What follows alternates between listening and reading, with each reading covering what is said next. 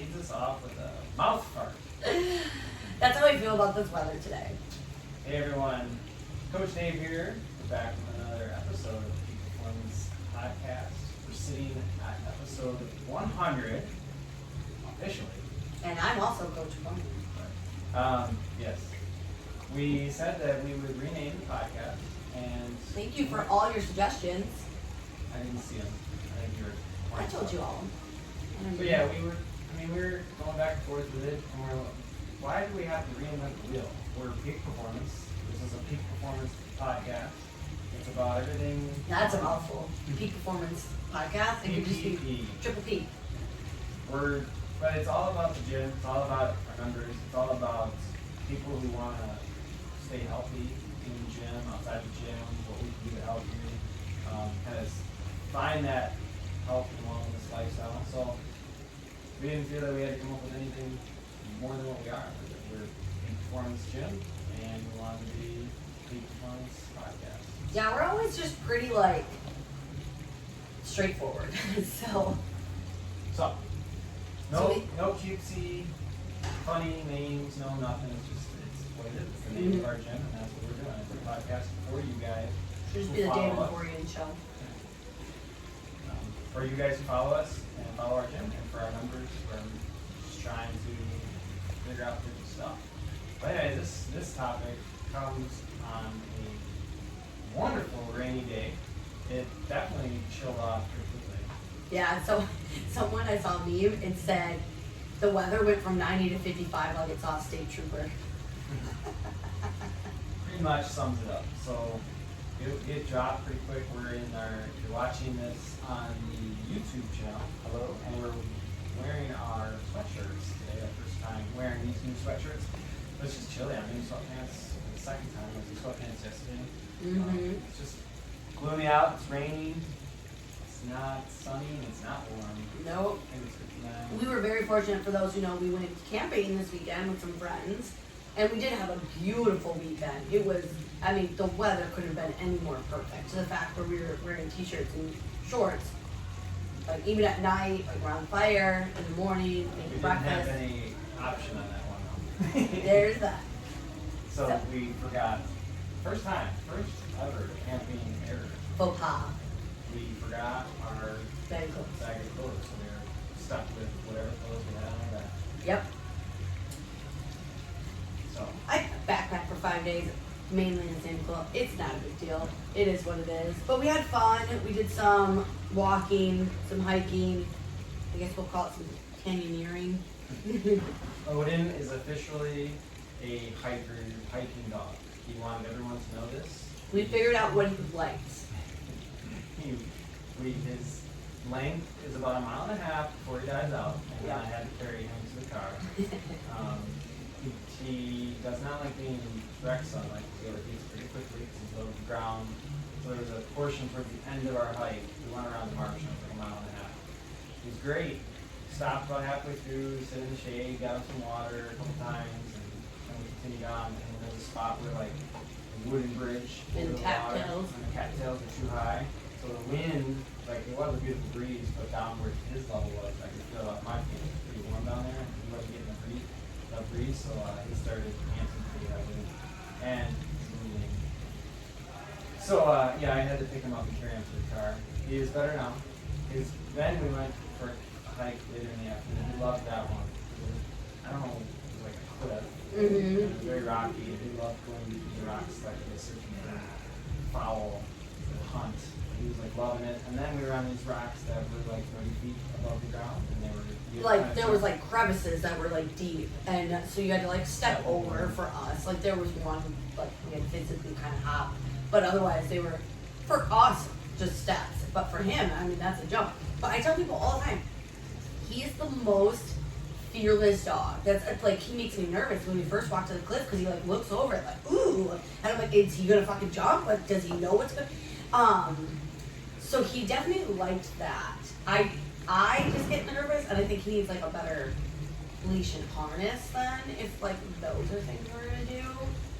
Like mom, not nervous. But he was jumping. Dude, he loved it. He was jumping in cliff for him, jumping cliffs, having fun and searching. And then he scaled a mountain. For him, it's a mountain. It's not really a mountain. But it was pretty steep. I mean, we were down on our hands and knees a little bit. Yep, and he's jumping with me. Mm-hmm. And now he is at home resting his paws because they got a little raw from him doing all the walking. He's not used to that for He's sure. not used to it, so he's resting up. Mm-hmm. All right, so our podcast today, we decided to talk to you guys a little bit about mindset and just being appreciative of where you're at now. We've gone through a whirlwind of emotions through this entire year, starting off with the pandemic. We were closed for 3 months, and then we're open, and then it's masks, and then it's the numbers being inflated, but then all the numbers going down. There's so much uncertainty in, I guess, our life, our world, that it's just throwing everyone. It affects us all. It's throwing everyone for. And it's okay to have bad days and everything. Like, I found out the last couple months that literally, like, every Monday, my anxiety's through the roof. Like, starting a new day. Or a new week. And since today's Tuesday, but it's technically the start of our new week, because yesterday was Labor Day, my anxiety's through the roof. Like, I realize this. I'm accepting that this is reality. I don't like it. I don't want it to continue, but I've adjusted my routines and schedule and stuff that I do to account for the fact that this is reality. On my first day of the week, I just feel like shit.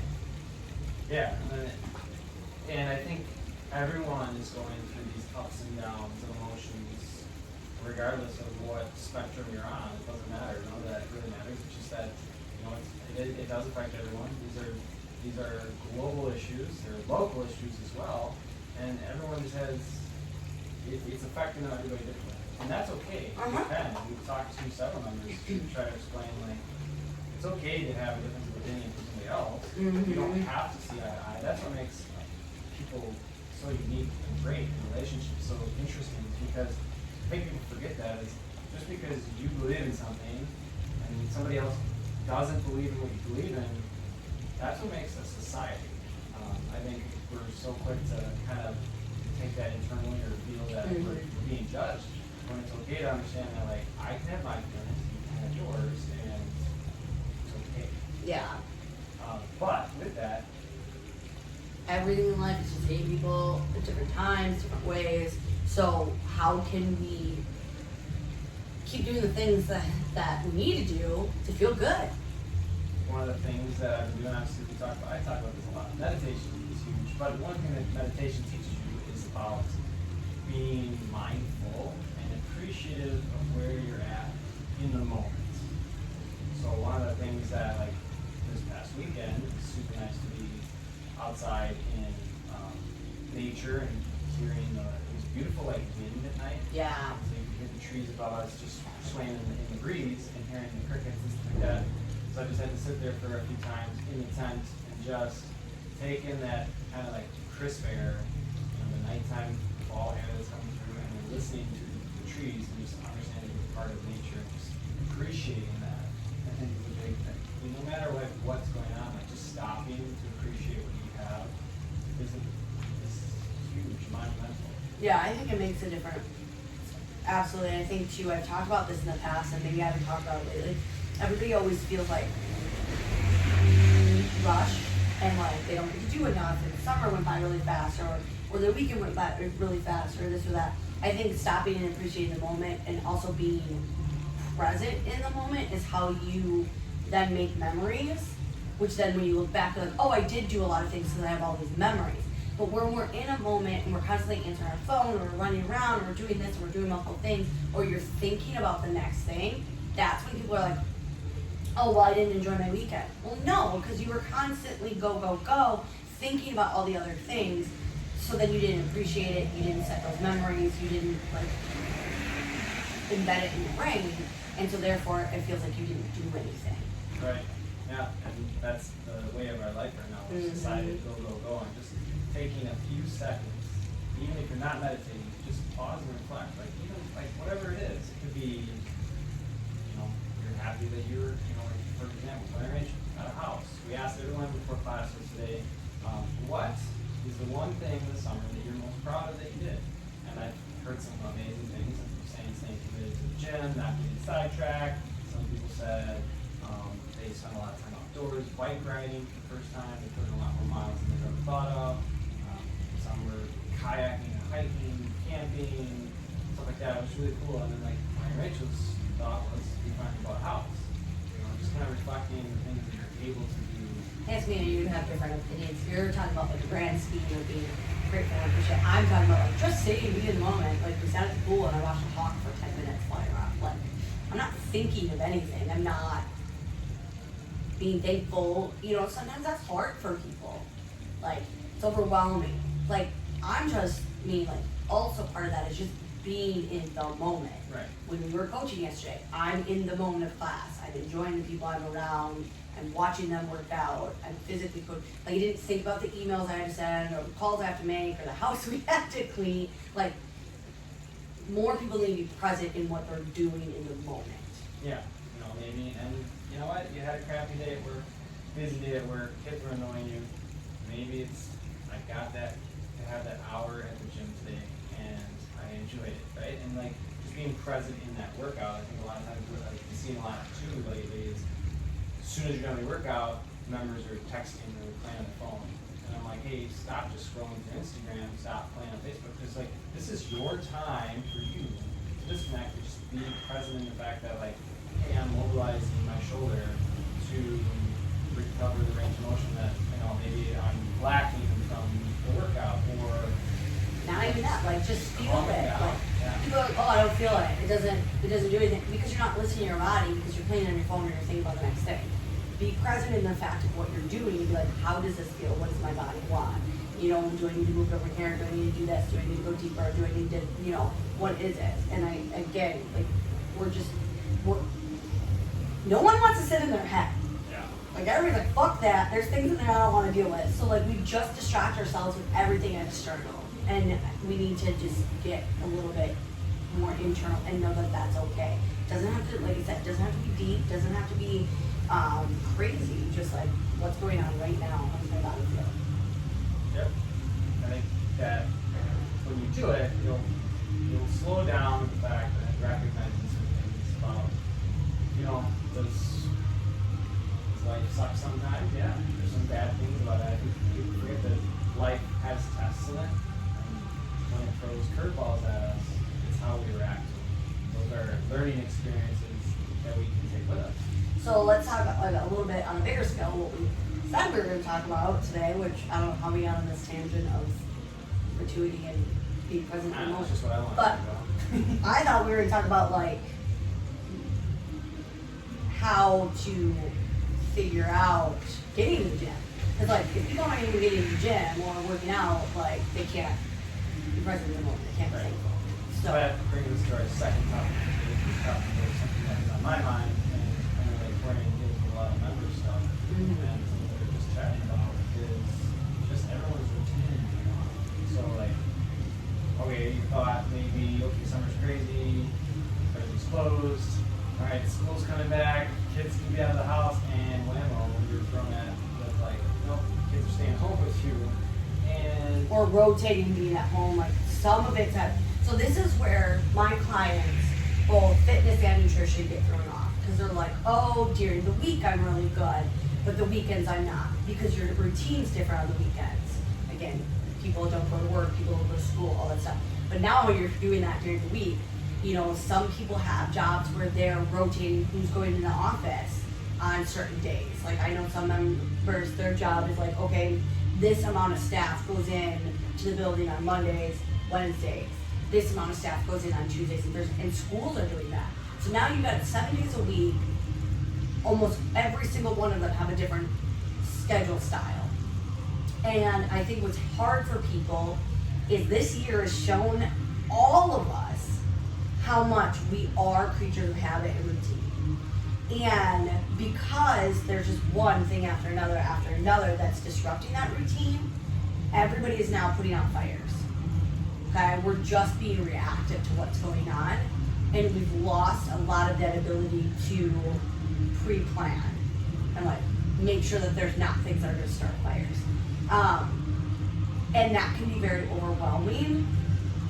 But we've been doing this enough now. It is September, it's the 9th month of the year, where we have to, okay, what's gone on? Where can I try to plan? And it doesn't mean you're going to be good at it, Doesn't mean you're gonna be right, but you're like, okay, if this is a day that my kids are at home, this is their schedule, this is my work schedule, like, you have to plan for that. And then you have to reflect, which I say all the time, on what's working and what's not working to know, did that planning work? Like, I talked about my Mondays and Tuesdays or whatever, the first day of the week, getting back, my anxiety's a little bit higher, like I'm thinking about everything to do for the week, you know, we have meetings planned and all that stuff. So my routine on those days are slightly different than the rest of the week. And like I have to look and like what's worked with that. Oh, eating before noon. It's a good way, you know? I think that, like you said, pre-planning. But I feel like a lot of times I'll text a client or kind of like, hey, where you been? Oh, this came up and that. I'm hoping to be back next week, or I'm hoping to be back next month. As opposed to like, no, I will be back. So like you're just kind of like automatically setting yourself up for that failure. You're giving yourself a window because you're like, it's basically an out. Like, oh, well, I was hoping I tried. But like understanding that you're gonna have to make adjustments to that routine and those habits. If you haven't done it already, Power of Habit is an amazing book that Corey and I went through it in one day. We had a long time drive. It's like a 6-hour audio book. And it's just amazing to figure out how the power of habit really affects us and like how we are creature of routine. And understanding that and to change a routine, it's a habit. So you just have to break the habit loop. So when you sit there and say, oh, I'm hoping to be back next week, unless you make actual steps to do that, you're going to fall right back into the same habit. All of a sudden, it's like, oh, Mom, I didn't make it today. Well, then you just, okay, it's going to be back much harder tomorrow, and the next day, and the next day, and then you sit there and say, oh, it's midweek, Thursday, Friday. Okay, Monday again, well, did you break the habit loop? You're just going to fall back through it. Another really good one is Polytonic Habits. It really breaks down like both positive and negative habits and like how they affect us, and that gives you like options and tools on like how to create new habits. What I find too is, like you said, a couple things. People either have really big, lofty goals, and they're too broad to like figure out like what's that look like. I want to be healthy. What's that look like, and what do you have to do in order to be healthy? Or they'll just set up things. They'll be like, oh, I said it, so I'll do it. I want to eat healthy, or I want to go to the gym, or this. But what does that look like? I'm going to the gym at the 3 p.m. class. Okay, what do you have to do? Well, I have to sign in. I have to reserve my spot. I have to make sure I'm done with work in time. I have to, you know, have my bag packed. I have to, you know, kids have to be da da da da. All those things. So like we have to just get really down to like what are, like I always tell people, it's the action items, the steps that are the most important, not the goal, because everybody can have a goal, but it's like what are the steps, what are the action items you're going to do to get to that goal. Yeah, one of the things that I'm hearing from clients is I had intentions to go, and I want to get there, and like I planned it, but then I get home from work and I just sit down for a second and I just lose all motivation. And I'm like, well, again, habit loop.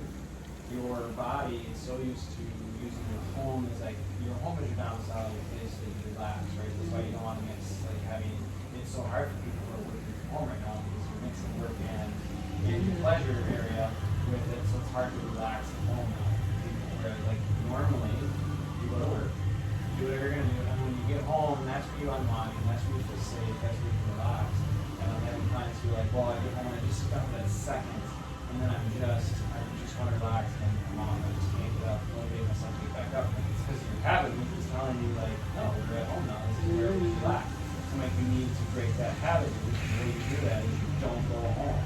Like your intention is to get to the gym, you bring your gym bag with you, put it in your car, so that way when you're done with work, you just go straight to the gym. Because then you're gonna get in a new habit. Your body knows, okay, I go to work, and I want to go to the gym, so I'm going to get a little energized. And then once you're done with the gym, then you go home and relax. You just change the loop. And I think the biggest thing is like, we talk about this all the time. People have an intention or a goal, and they think that there's only one way to achieve it, or they only have one way in their mind. The only thing that works is for me going to the gym at 4:30. Well, that's not fucking true because you didn't come.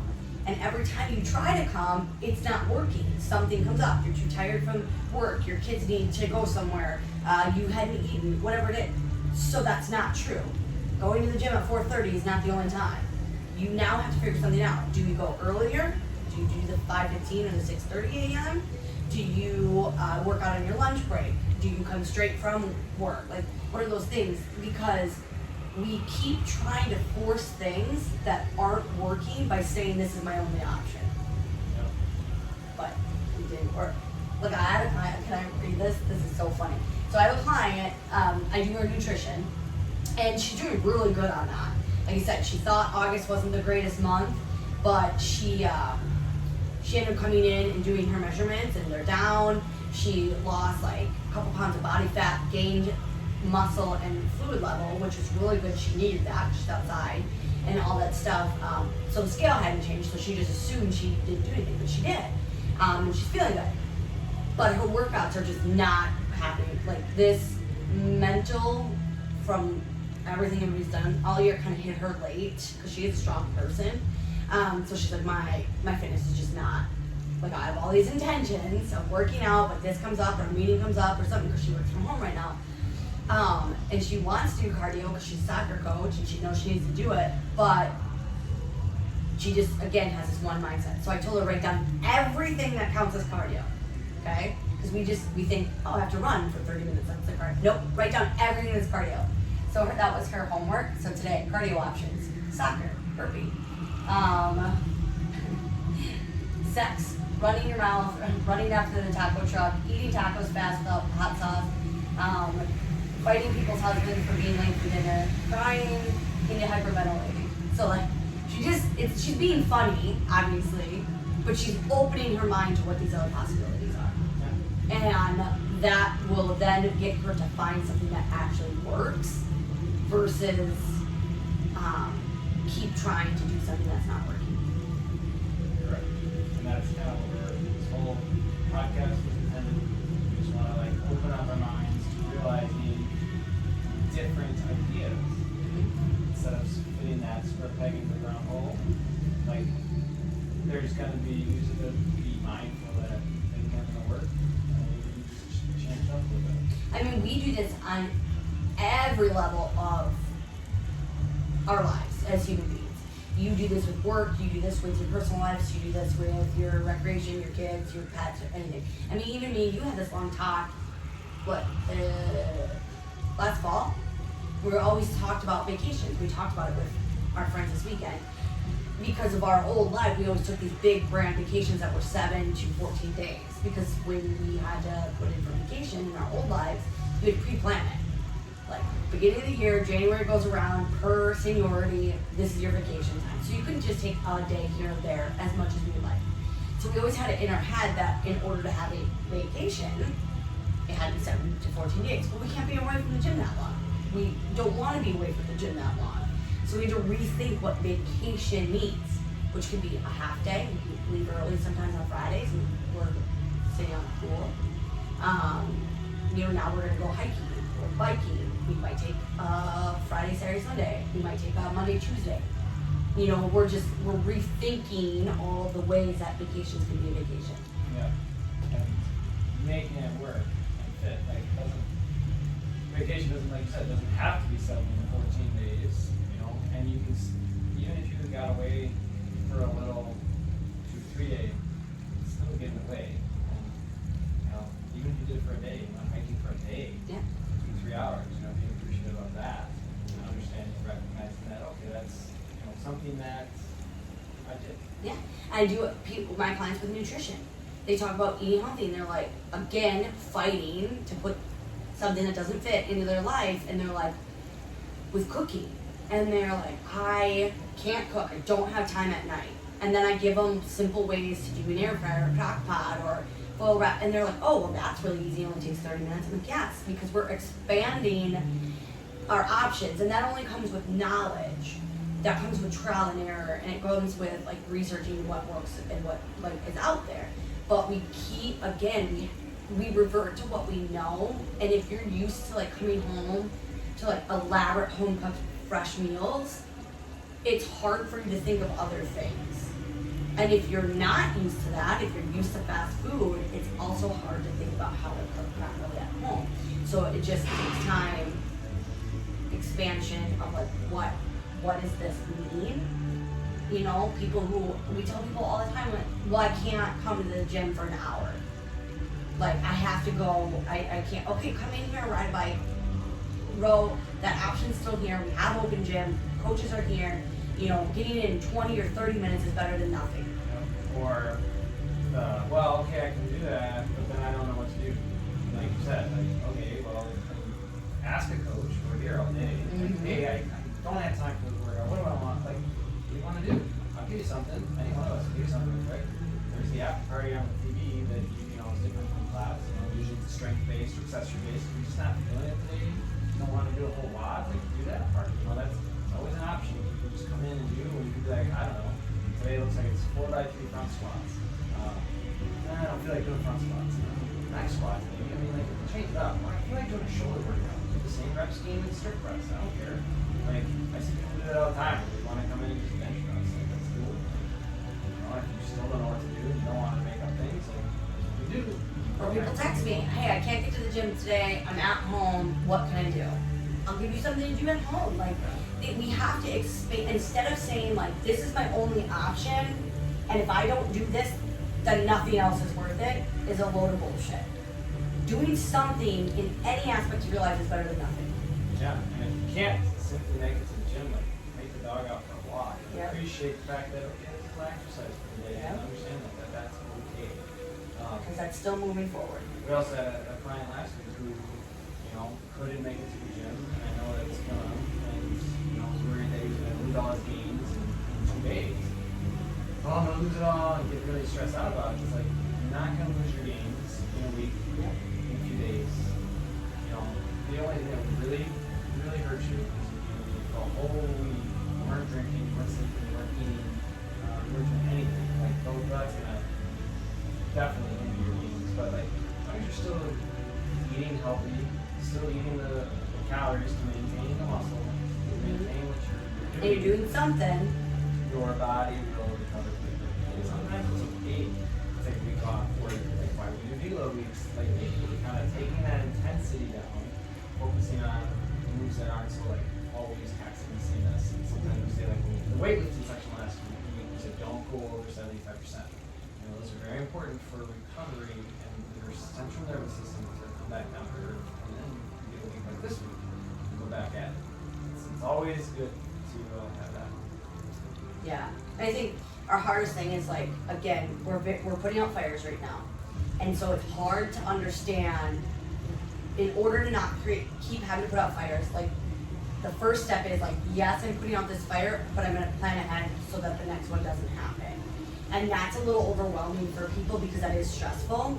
But if you want to get out of this loop of constantly feeling like you're playing catch up and you're running around like a chicken with your head cut off, you have to take 5 minutes, 10 minutes, take a deep breath, and try to plan. Doesn't mean it's going to be right, doesn't mean it's going to be perfect, but the more you do that, the better you'll get at it. Alright. Hopefully this has resonated with some of our members and non-members, helped you through just understanding how life works. This is just a moment in time. We will get through this, and it'll make you stronger, understand that. Yes. It's definitely going to make you a better person. Mentally and physically. Think about it in the future. Something like this happened again, you just gone through probably, I mean, most people would say that they've never gone through something like this in their lifetime, so you're going to be that much stronger. Yeah. All right. I think that's going to wrap it up.